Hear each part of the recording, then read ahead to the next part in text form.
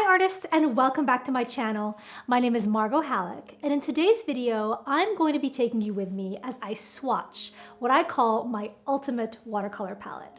So recently I did a video that was all about setting up what I consider to be the ideal watercolor palette, and the palette that I use every day in my commercial work as a professional illustrator. And I got a lot of comments from people asking me what all these colors look like on paper. So what something looks like on a palette doesn't necessarily look like what it looks like on paper. So today I'm going to be swatching every single color from this watercolor palette right here.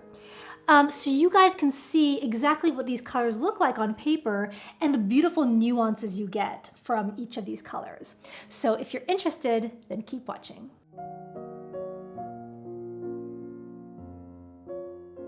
Okay, let's get situated with this. I'm going to pull out my paintbrush, and I already have a piece of paper taped down to my table. So we're going to jump right in and apply our first swatch. And like I mentioned earlier, this video is based on the palette that I created earlier this year. So I'm going to link that in the description below. So let's dive into our first swatch from the warm side of the palette. And that's going to be this really gorgeous lemon yellow by Winsor & Newton. And so this is a really beautiful, very pale, but still very saturated yellow. So think about a perfect yellow for obviously a lemon, but also daffodils or sunshine or a rubber ducky. So let's get creative with this. I'm also going to label them as I go. So you're going to see with a pen, I'm just going to mark out every single one of these brands and colors so you can always reference this if you are looking for the perfect color to add to your palette.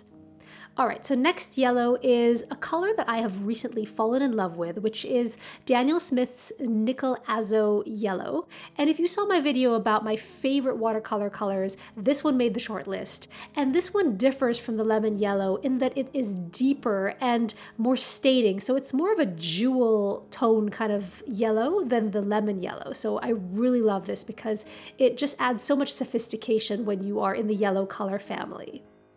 Okay, moving on, we have Winsor & Newton's Winsor Yellow Deep.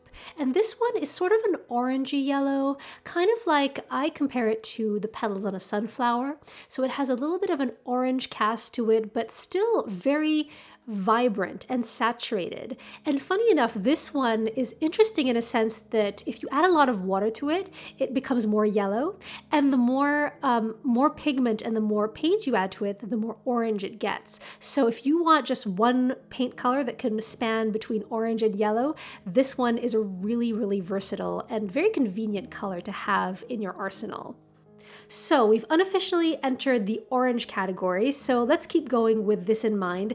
And so the next color is going to be Daniel Smith's Aussie Red Gold. A gorgeous color. I cannot speak highly enough of how beautifully complex this is.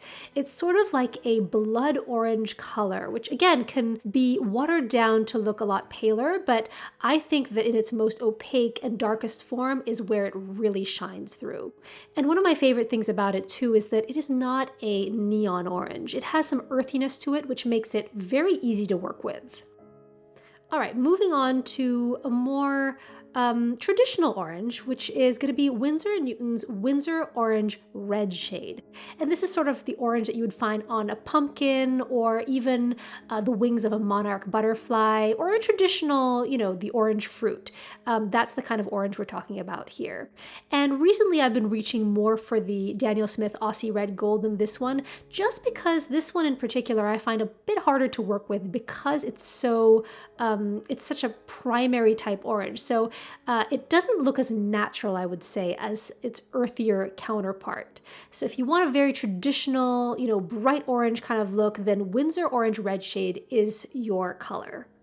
All right, so we are moving on to reds now, and this next color is sort of an outlier because everything else in this palette is going to be largely Daniel Smith, Winsor & Newton, but this is actually Magello Mission's Gold Collection, and I really like this permanent red of theirs because it is a red that does not fade or get darker when it dries. And so if you really want a fire engine red that is not going to fade, and that's something with watercolors is as they dry, they tend to fade a little bit.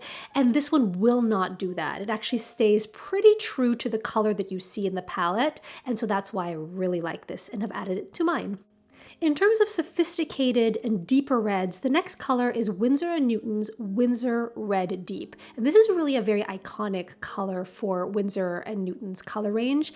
It dries pretty dark, so it looks much more vibrant when you're painting it on, but be prepared for it to get a little bit darker as it dries. And we're talking more of like a cherry red here, a deep red you would find on a Valentine's Day rose or a fresh pomegranate. All right, so moving on to the next color, this is going to be Winsor & Newton's Venetian Red. I love this red, and historically it's derived from a specific mineral that was mined in a quarry very close to Venice. And during the Renaissance, this was a pigment that was used a lot by the old masters. So think Leonardo da Vinci, Holbein, even Caravaggio if you're an art history buff like myself. And I always think of those artists when I reach for this pigment. Moving right along, we're going to start going into our pinks and magentas. And so this next color is Winsor & Newton's Quinacridone Magenta, another all-time favorite of mine. And this one is the most versatile. So you could go from a very pale instance of this color, if you water it down, to be like the petal on a very pale peony, to a lot bolder and like a jewel tone magenta, which is what I've built here on this swatch. So you can see right here that it's quite deep and quite dark. And the versatility of this, I think, is amazing. And it's kind of like the Winsor Orange Red shade, where if you just wanted one pink or magenta, this would be your go-to because you can get a lot done with this one pigment.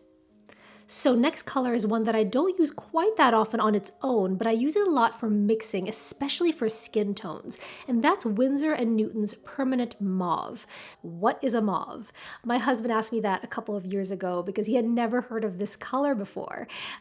So we had a good laugh, but a mauve is an earthier or taupier version of a pink or violet, and that makes it great for mixing with other colors and getting really nice complex combinations. You can also use it on its own for florals. If you're doing something with a more muted color palette, for example, definitely check it out.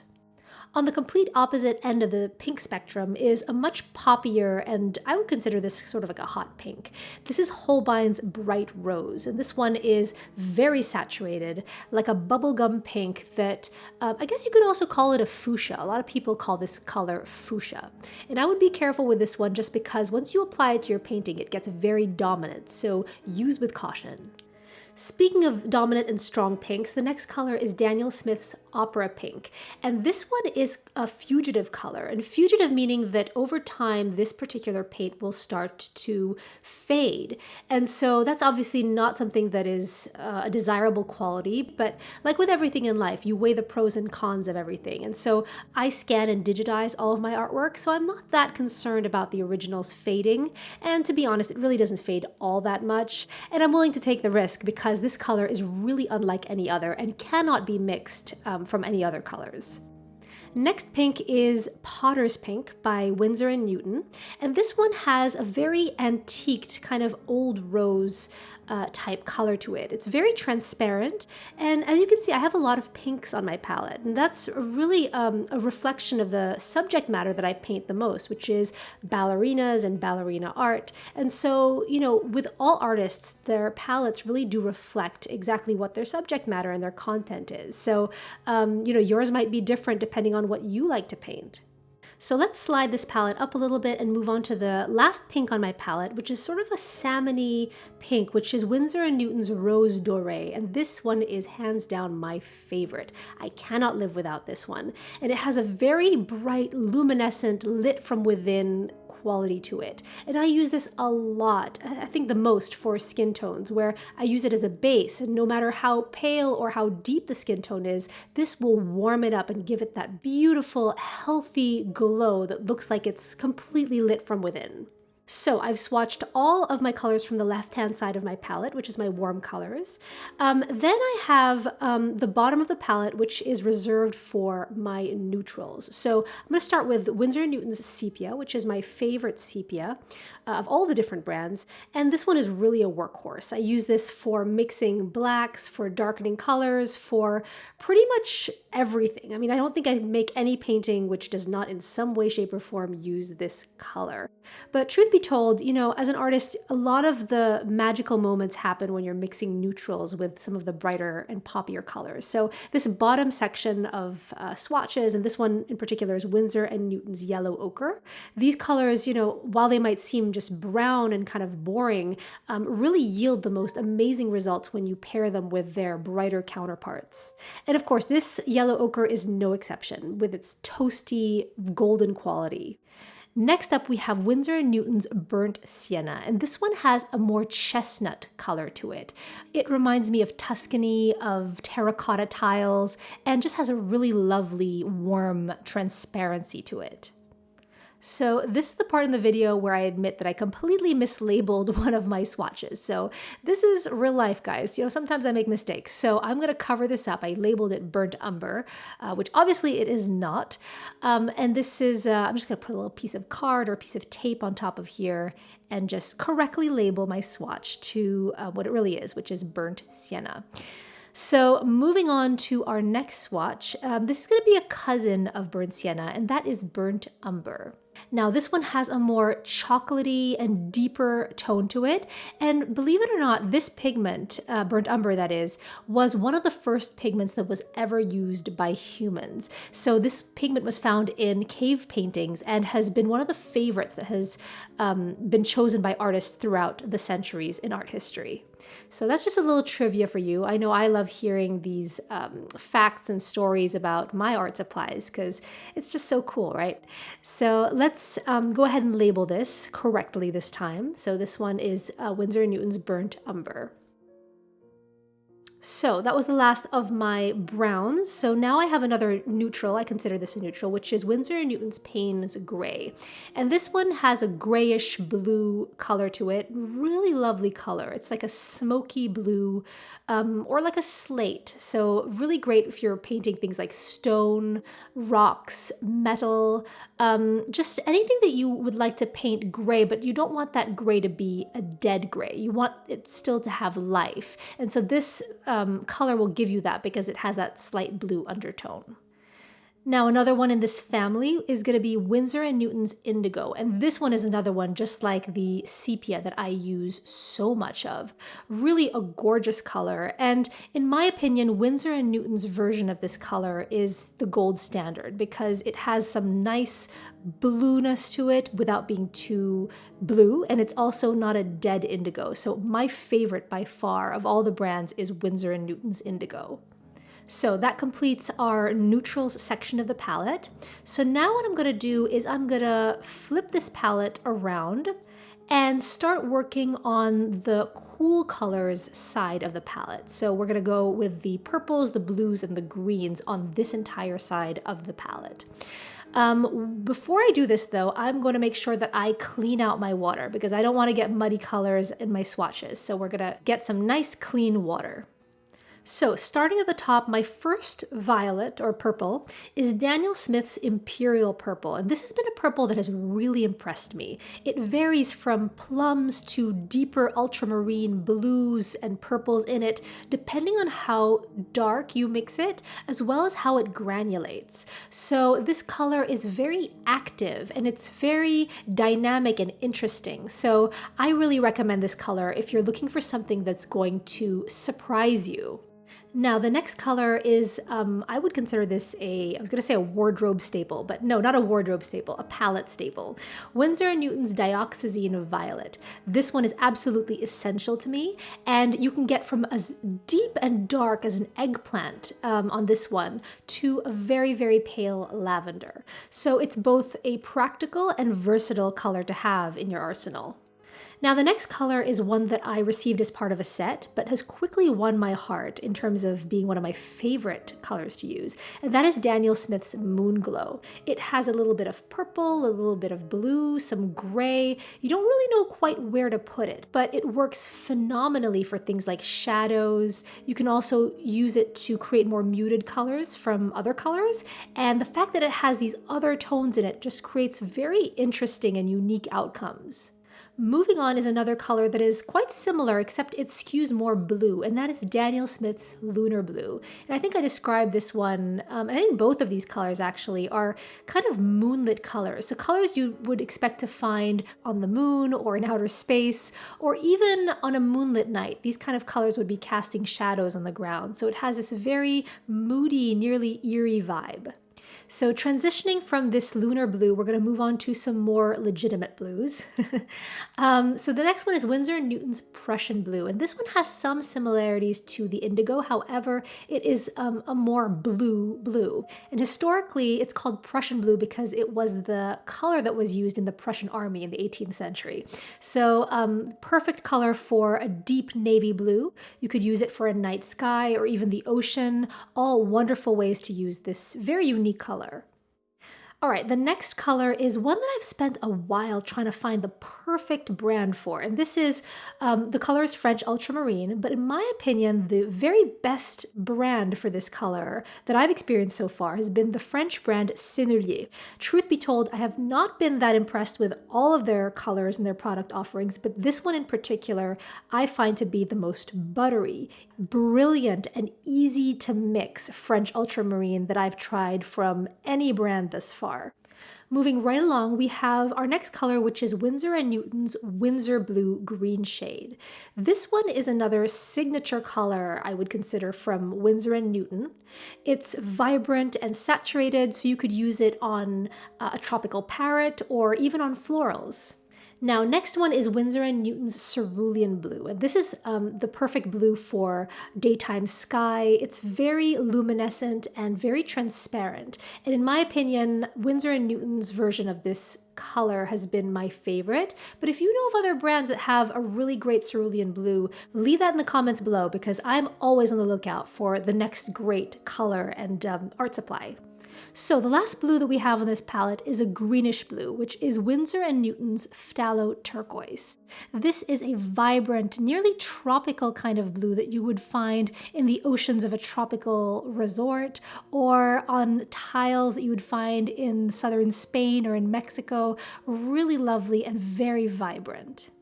So we are in our last leg of the video with our greens. And if you guys are still with me, thanks for watching. It's been a long video, but we're now going to move on to our greens. And this first green is probably my most used green, which is Winsor & Newton's Sap Green. This is the green if you are working on botanicals, if you're doing landscapes, if you want that perfect natural green that doesn't look artificial and that works really nicely with other colors. Because I love sap green so much, I actually discovered that Daniel Smith has a darker version of this called dark sap green. And these two colors, the regular sap green and dark sap green, work so well together. And in fact, the dark sap green will give you those beautiful shadowy moments that you might discover in a dark forest. So I think that these two are a great combination, and I use them together all the time. The next one is Daniel Smith's Cascade Green, and this one is very unique. It has a little bit of a blue undertone to it, and it's definitely a color that I would consider like a jewel tone. It's another perfect one for landscapes, you could use it for rocks and minerals. It's just a very sophisticated, elegant color. What's next? Okay, Winsor & Newton's Winsor Green Yellow Shade. And this is like a brilliant, very saturated emerald green. Because it's so punchy and such a primary type color, it is a little bit more challenging to use because it can easily kind of take over your whole painting because it is so saturated. It's beautiful, but you do have to know how to use it. On the complete opposite end of the spectrum is Winsor & Newton's Olive Green. And this one, just like the name suggests, is kind of like the color you'd find on an olive. So it's earthy, it's complex, and it's, I would consider it a convenience color because you could easily mix this color from several others in the palette. But because I use this one quite often, then I just save myself some trouble and just use it straight from the tube. Last but not least is the last color, which is, I would say, one of the most interesting colors that Daniel Smith has, which is a color called Undersea Green. It's a moody, dirty sort of, in another video I mentioned that it's kind of the color that you would expect to find if someone forgot to clean their aquarium for a really long period of time. So it's like a seaweedy kind of green that is really interesting. So I hope you enjoyed this video and maybe you found your next new favorite color or another watercolor brand maybe you'd like to try down the line. If you enjoyed this video, don't forget to hit the like button and subscribe because it really helps me with being able to grow this channel. As always, thank you so much for watching, guys, and I'll see you next time.